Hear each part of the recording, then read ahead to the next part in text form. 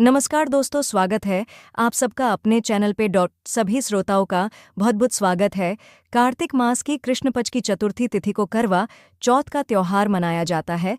इस व्रत में सुहागिन स्त्रियां अपने पति की लंबी आयु के लिए दिन भर निर्जला व्रत रखती है और शाम के समय चंद्रमा को अर्घ्य देकर ही अपना व्रत तोड़ती है।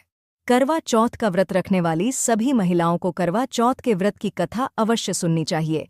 तो चलिए दोस्तों, करवा चौथ के व्रत की कथा को शुरू करते हैं।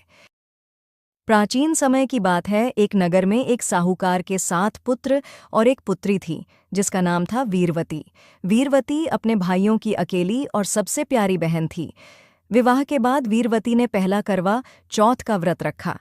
वह दिन भर निर्जला उपवास करती रही, लेकिन दिन ढलने के साथ ही उसे बहुत भूख और प्यास सताने लगी।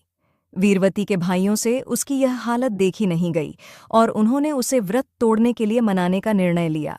लेकिन बहन ने कहा कि वह तभी व्रत तोड़ेगी जब चंद्रमा निकल आएगा। भाइयों ने बहन को व्रत से मुक्त करने के लिए एक उपाय सोचा।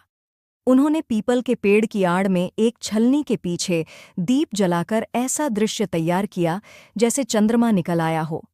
वीरवती ने भाइयों के कहने पर उस झूठे चंद्रमा को देखकर व्रत तोड़ दिया और भोजन कर लिया।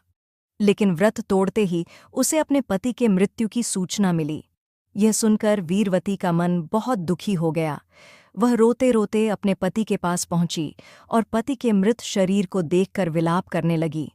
उसके दुख और विलाप से देवी पार्वती प्रकट हुईं। देवी ने उसे बताया कि उसने चंद्रमा निकलने से पहले व्रत तोड़ दिया था, जिसके कारण उसके पति की मृत्यु हुई है।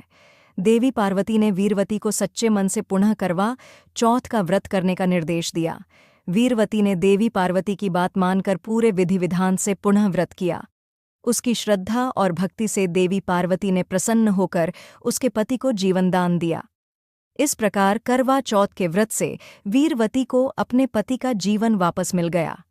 तभी से यह मान्यता है कि जो सुहागन स्त्रियां पूरे श्रद्धा और विश्वास के साथ करवा चौथ का व्रत करती हैं, उनके पति की आयु लंबी होती है और उनके वैवाहिक जीवन में सुख समृद्धि बनी रहती है। इस कथा का श्रवण करवा चौथ के दिन करना बहुत शुभ माना जाता है, जिससे व्रती का व्रत सफल होता है और उसे देवी का आशीर्वाद प्राप्त